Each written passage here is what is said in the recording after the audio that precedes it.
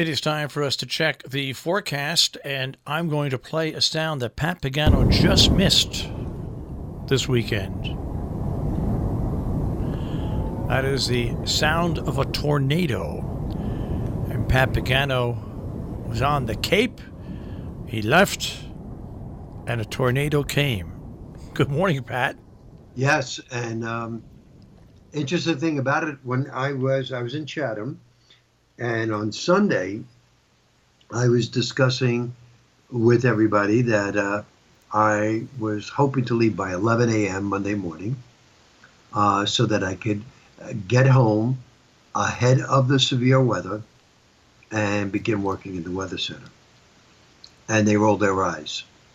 In other words, here he goes, that kind of thing. Yeah. So then Sunday morning, when everybody was sitting around the living room after breakfast, I said, I just want you to know that there is the potential of severe weather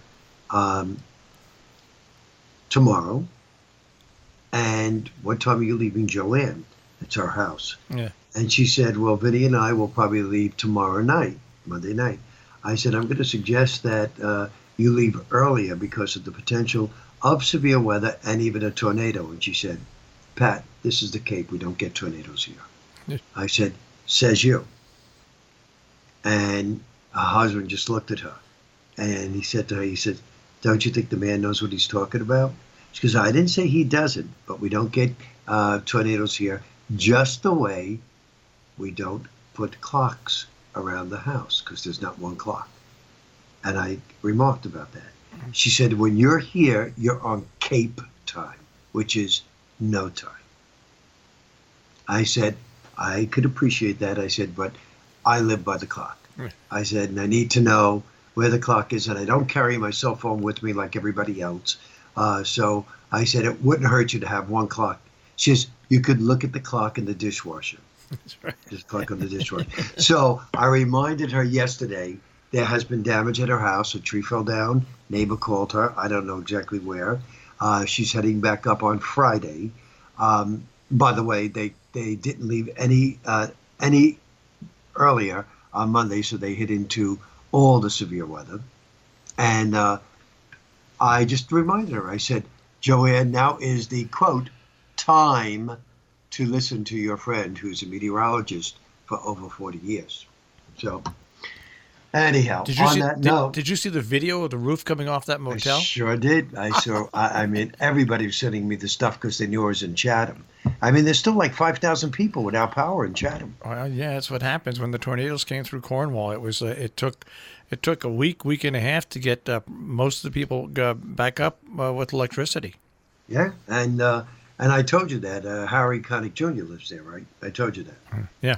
Yeah. So I'm sure he may be without power too. We shall see. But in the New England area, when crews come in, this is no lie. When crews come in, when there's a disaster and crews come in to repair power lines and everything like that, most of the crews say that this power grid in New England is the most antiquated and oldest that they've ever seen.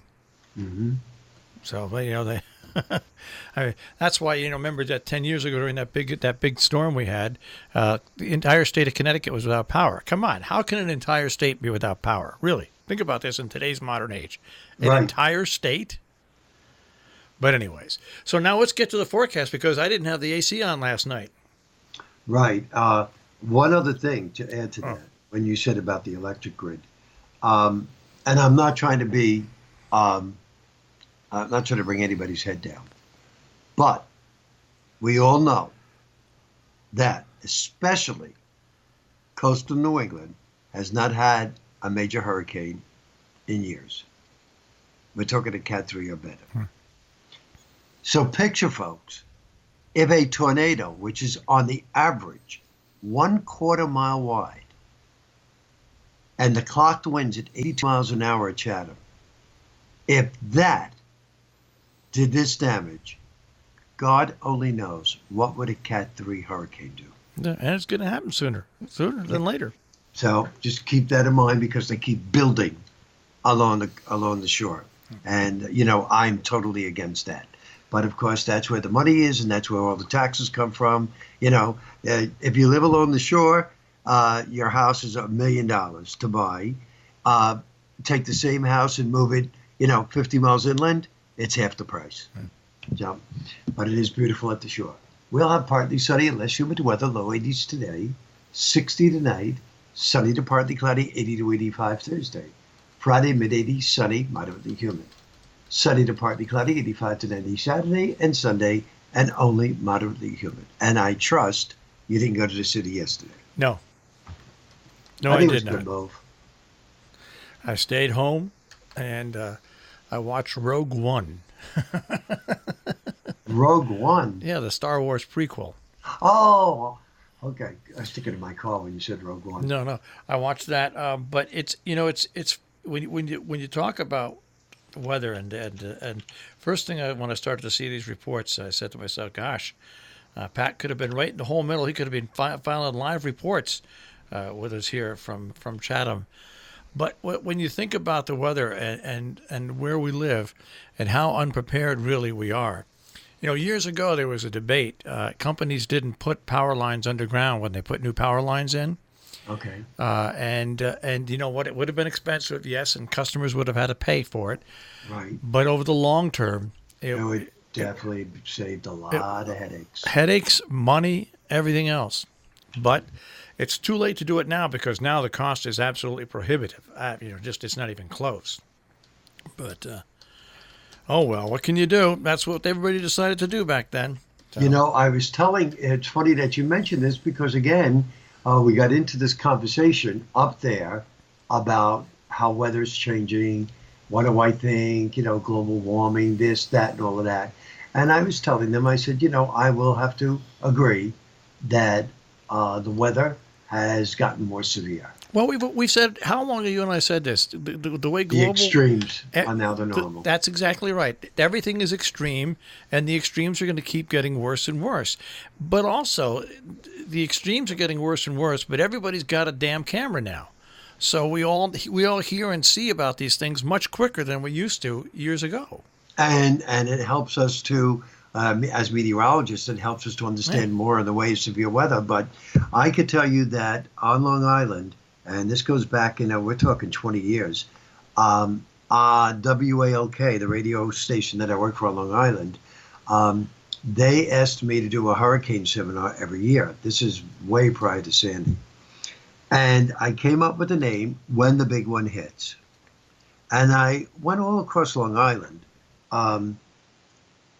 doing these seminars, and they were advertised on the radio station, and a lot of people showed up. I'm talking. I remember one time there were people outside into the lobby of the hotel because we couldn't fit everybody into the auditorium.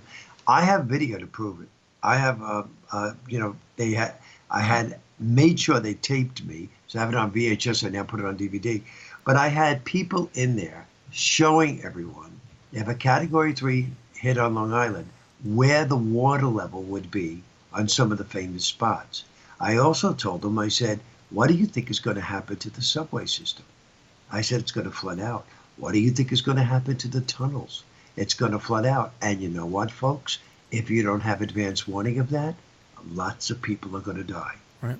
I said, but it's even the bridges. I said, and taking care of the elderly, the sick in the hospital, generators if they go out, and again, I went through all of this 20 years before Sandy. Do you think anybody listened? No. Nope. Because they just think, this is just another one, another media hype and, a whole thing like, this should be in the movies. Well, I'll tell you, folks, Sandy was something to remember, and I'm hoping we never see anything like that again. But coastal New England is overdue, just the way the east coast of Florida is at this point. And with that good news, I'm going into the sunlight. Pat, we'll speak to you tomorrow. Tomorrow it is. All right, take care, buddy. Bye-bye, Marshall. Pat Pagano this morning in the Weather Center, of course, with a check on our tri-state forecast here on Robin Hood Radio.